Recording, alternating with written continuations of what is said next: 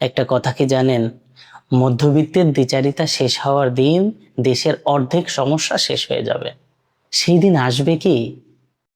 মধ্যবিত্তের দ্বিচারিতা। রাত 11টা, ফেসবুকে একটা পোস্ট ভাইরাল হচ্ছে।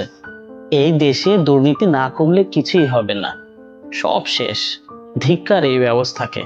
পোস্টে 500 লাইক, 300 শেয়ার, কমেন্টে সবাই সহমত ভাই সহমত। এদিকে যিনি পোস্ট করেছিলেন তিনি সকালে অফিসে গিয়ে একটা ফাইল আটকে রেখেছিলেন, কারণ উপর থেকে স্পষ্টভাবে বলা আছে একটু ব্যবস্থা না হলে ফাইল নড়বে না। রাতে দুর্নীতির বিরুদ্ধে পোস্ট, সকালে দুর্নীতির অংশ, দুটো মানুষ একই শরীরে। মধ্যবিত্ত মানুষটাকে বুঝতে হলে তার অবস্থানটা বুঝতে হবে। সে উপরেও না, নিচেও না। উপরের মানুষ ব্যবস্থা নিয়ন্ত্রণ করে, আর নিচের মানুষ ব্যবস্থার শিকার হয়। আর মধ্যবিত্ত ব্যবস্থার মধ্যে বাঁচার চেষ্টা করে। এই বাঁচার চেষ্টাটাই তাকে দ্বিচারী বানায়। একটা পরিচিত দৃশ্য, ছেলের ভর্তি পরীক্ষা, ভালো স্কুলে সিট নেই, কিন্তু পরিচিত একজন বলল আমি একটু বলে দিতে পারি। মধ্যবিত্ত বাবা একটু থামলো, মাথা এলো, এটা ঠিক না, অন্য বাচ্চারাও তো পরীক্ষা দিয়েছে। কিন্তু তারপর এলো, আমি না করলে অন্য কেউ করবে, আমার ছেলেটা পিছিয়ে পড়বে কেন? ফোন করলো, ছেলে ভর্তি হলো। মধ্যবিত্ত বাবা সেই রাতে স্বস্তি পেল, কিন্তু একটু অস্বস্তিও ছিল। সেই অস্বস্তিটাকে সে দ্রুত চাপা দিল। আমি কি করতাম? ব্যবস্থাটাই এরকম। এই একটা বাক্য, ব্যবস্থাটাই এরকম। এই বাক্যটা মধ্যবিত্তের সবচেয়ে বড় আশ্রয়। দুর্নীতি করার পর এই বাক্য, অন্যায় মেনে নেয়ার পর এই বাক্য, বিবেকের প্রশ্নের জবাবে এই বাক্য। ব্যবস্থাটাই এরকম, মানে আমি খারাপ না, ব্যবস্থা খারাপ।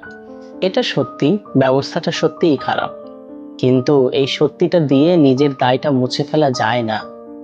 মধ্যবিত্তের দ্বিচারিতার একটা তালিকা আছে।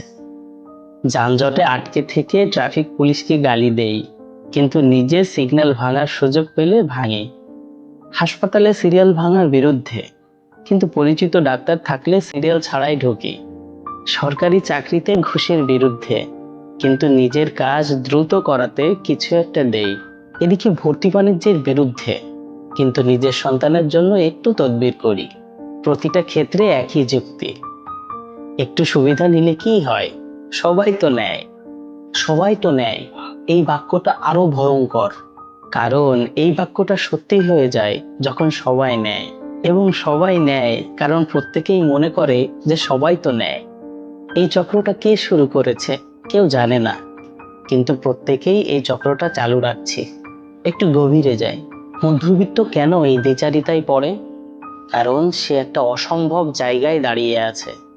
একদিকে তার মূল্যবোধ, সততা, ন্যায্যতা, নীতি, এগুলো সে শিখেছে, বিশ্বাস করে। অন্যদিকে তার বাস্তবতা, প্রতিযোগিতা, সীমিত সুযোগ, পরিবারের চাপ, এই দুটোর মাঝখানে সে প্রতিদিন একটা সিদ্ধান্ত নেয়, এবং প্রতিটা দিনই বাস্তবতা জেতে। এবং প্রতিদিন বাস্তবতা জেতার পর মূল্যবোধটা একটু ক্ষয় হয়। একদিন দেখা যায় মূল্যবোধটা আর নেই, শুধু বাস্তবতাটাই রয়ে গেছে। তখন সে আর দ্বিচারী না, সে সম্পূর্ণ। কিন্তু সবচেয়ে বিপজ্জনক মুহূর্তটা কোনটা? যখন দ্বিচারিতা টের পাওয়া বন্ধ হয়ে যায়। শুরুতে একটু অস্বস্তি হয়, বিবেক নাড়া দেয়, তারপর অভ্যাস হয়ে যায়, তারপর স্বাভাবিক মনে হয়, তারপর তারপর যে করে না তাকে বোকা মনে হয়। আর এই যাত্রাটা শেষ হলে একটা পুরো প্রজন্ম তৈরি হয়, যারা দুর্নীতিকে ব্যবস্থার স্বাভাবিক অংশ মনে করে। একটা প্রশ্ন করি, আপনি কি কখনো কোনো সরকারি কাজে একটু ব্যবস্থা করেছেন? আপনি কি কখনো সন্তানের ভর্তিতে পরিচয় ব্যবহার করেছেন? আপনি কি কখনো ট্রাফিক সিগন্যাল ভেঙেছেন? আপনি কি কখনো ট্যাক্সের হিসাব একটু কমিয়ে দেখিয়েছেন? বেশিরভাগ উত্তর হ্যাঁ। এবং বেশিরভাগ মানুষ আমরা একই সাথে দুর্নীতির বিরুদ্ধে। এই হ্যাঁ আর বিরুদ্ধে দুটো একসাথে থাকাটাই দ্বিচারিতা। এই ভিডিওটা কাউকে দোষ দেওয়ার জন্য না, কারণ দ্বিচারিতার জন্য শুধু মানুষ দায়ী না। একটা ব্যবস্থা যখন সৎ মানুষকে পুরস্কৃত না করে, বরং বোকা বানায়, হয়ে যায়। বীরত্ব সব বীরত্ব সবার পক্ষে সম্ভব না, কিন্তু একটা কাজ সবার পক্ষে সম্ভব: নিজের দ্বিচারিতা স্বীকার করা।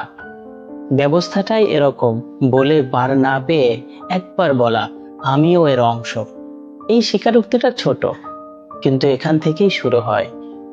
যে দেশে রাতে মানুষ দুর্নীতির বিরুদ্ধে পোস্ট দেয় আর সকালে দুর্নীতিতে অংশ নেয়, সে দেশে দুর্নীতি কমে না।